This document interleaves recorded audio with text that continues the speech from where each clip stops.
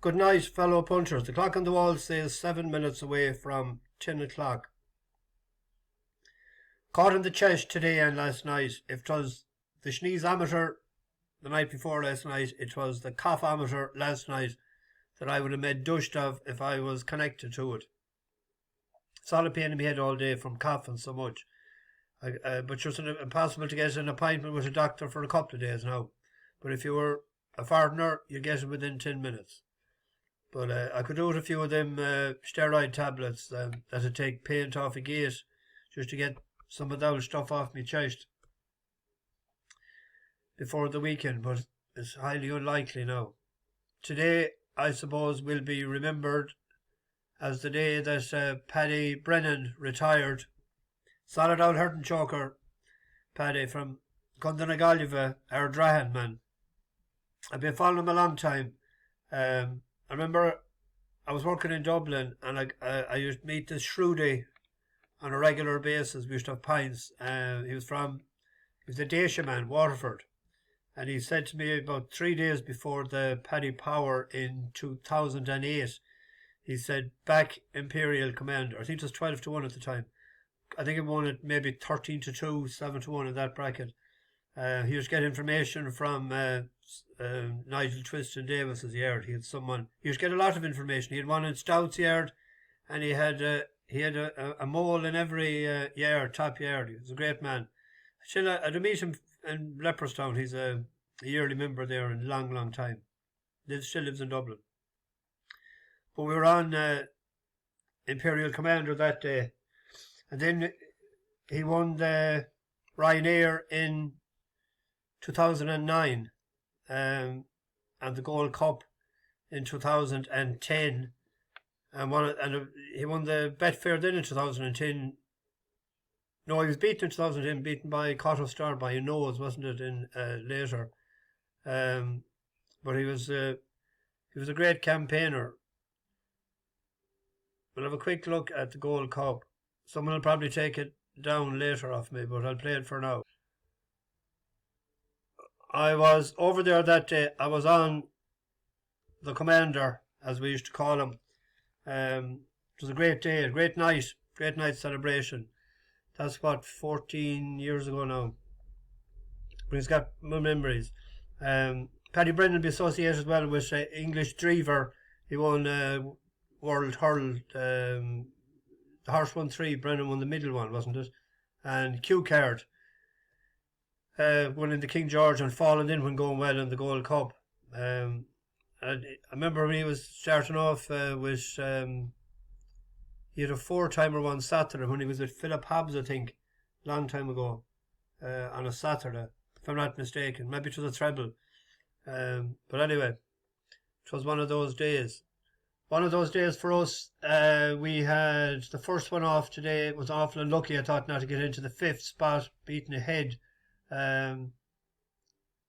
Jockey showed a bit of an experience not getting into position before the turn. What was that? Titan Discovery. Sail Away, he went out like a scalded cat out in front. I thought he'd be coming from behind. Won by the horse that we strayed from last night because we had backed him the day that he let us down in Excelsis Deo. We had a non-runner and some scope. Ran a good enough race for a 6-year-old because normally chasers don't come into their prime until they're about 8. So there's still racing to be won with him. Orazio, I don't know what the excuse was that, but horse was first last year and last this year. There had to be something wrong. And we had a winner in Ottoman Empire for the boys in blue. William Buick gave it a nice compact ride similar to last year. And at least we didn't draw a brush. Tomorrow is All Ladies' Day at Mares and Fillies and whatever at Ascot, I nearly said, at Cheltenham. I found it desperate difficult to get anything at Cheltenham tomorrow. I suppose I'll get out of the way.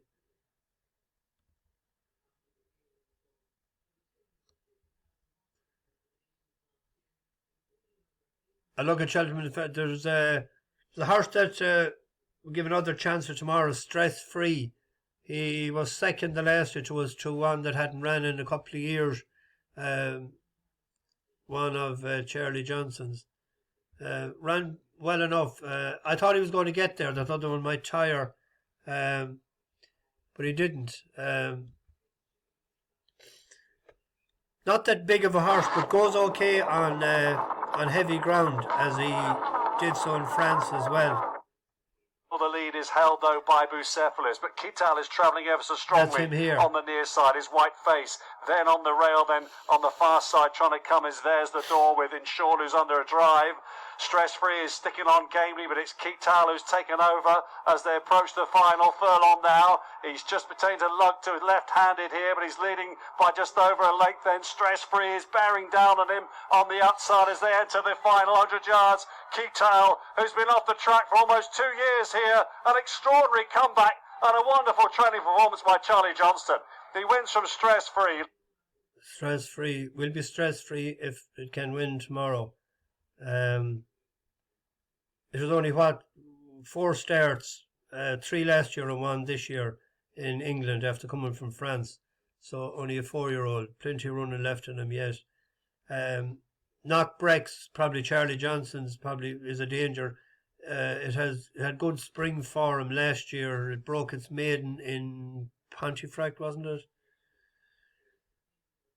Yeah, mile 2, and then it would run behind that Gregory in Haydock. It's a mile and a half. Form sort of went off a bit, but it could return fresh. It could be a problem to us, but well, we'll see the prices.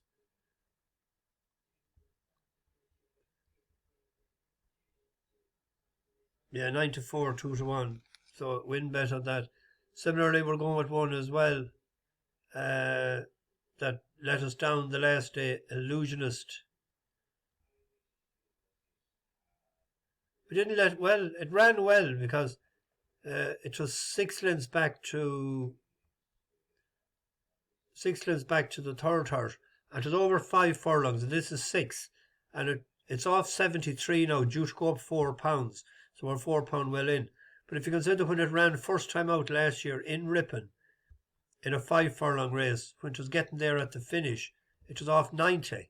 So that's £17. Like, it's a big difference, but it carries his head a bit high. The only thing is, stand side, led still by Copper here. Knights, with intrinsic if you could ever put down his head and drive on a bit, between those he'd two, win more Hyperfocus races. has a chance too. They head down for the final furlong. Actions on the near side. Intrinsic Bond, Hyperfocus. Vintage Clarence needs an out. It's Intrinsic Bond in front still to Hyperfocus. Vintage Clarence needs to pick up. Illusionist is staying on. Intrinsic Bond pressed hard by Hyperfocus. They go close home. Intrinsic Bond grabbed by Hyperfocus late. Hyperfocus just to Intrinsic Bond. Illusionist.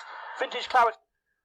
The prick there, like with his ears pricked and his head up in there, you know, what was he looking at? The cameras or something. But if he'd put his head down and drive on, he'd win, you'd imagine. But maybe that's the fault, maybe that he just doesn't want to win. But his last chance tomorrow for him, of 73 before he goes up £4. The horse that won the race last year is Bay Breeze. I think it's £4 higher, but it had a run last year prior to its winning. But there is money for it this evening from the shrewd Tim Easterby. He's 2 for 20 in the last 14 days.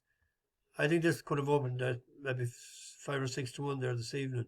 When you look at when it won last year over the 6, it was off 77, but it had a run in Musselburgh prior to it. He's £4 higher of 81.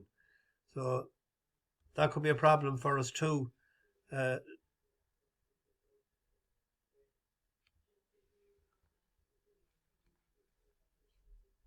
he's gone favourite now. But there's money for Illusion as well. I think there's 130 earlier. Hopeless between the two of them, and we would get the better of them. At Cheltenham tomorrow, I found it very difficult. I see Willie Mullins is sending over one horse tomorrow in the first race. It opened up 7-2 into 3-1, 11-4 now with the bookies that I was checking with earlier. That fell when it was in the Boodles. There's a horse there that won us a few pounds last end of July, 12 months ago in Galway. It won a maiden. in Evening's Empire for Eddie Harty. And it's interesting they're sending over for a handicap race tomorrow, because on a run in a maiden hurl in Cork, that Harsh won. And Harsh went, wasn't it fourth in the Boodles, wasn't it? Fourth in the Boodles, yeah. But they're sending it over tomorrow as carrying 10-4. No, but it's hard to make a call on that, because it fell. And Willie is sending it over for the prize money, obviously, because it's over 20 grand. He'll be trying to get back the few pounds of Skelton one today. Ran the grade 2 last, but it fell too far out to make a judgment on it in the Boodles. But it was second in Fairyhouse, 13th of January, and second to Miss Manzer. That's good enough for him, like.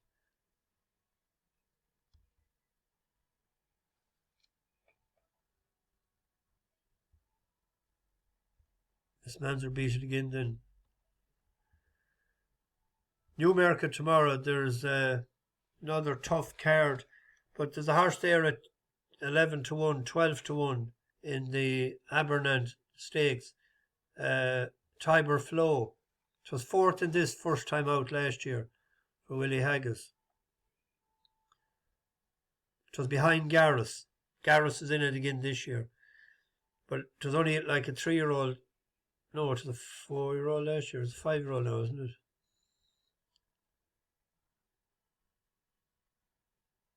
Yeah, it's only 4 last year. It's 5 this year.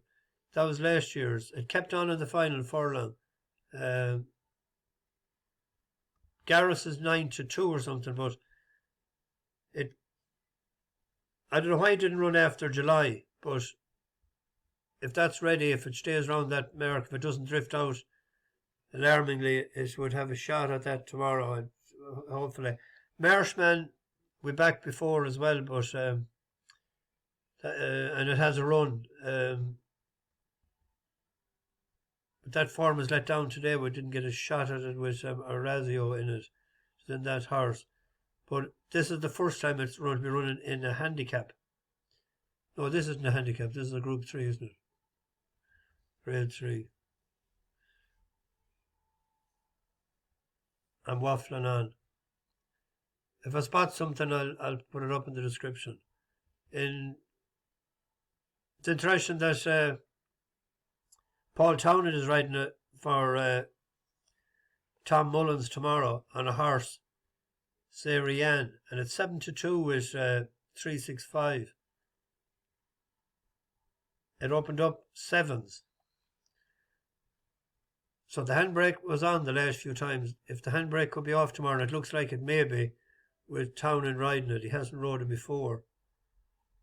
So that could be an each way bet with the other bookies there. I see it's all 11-2.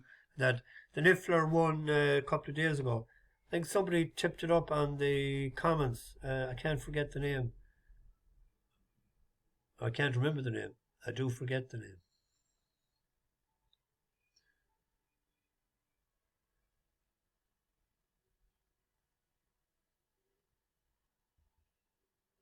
Anyway. So that's the Stressfree and Illusionist are two nearly horses the last time. Tibal Flow and each way bet. But that's about it. Might be back tomorrow evening with a look at Friday. Bash the bookies, over and out.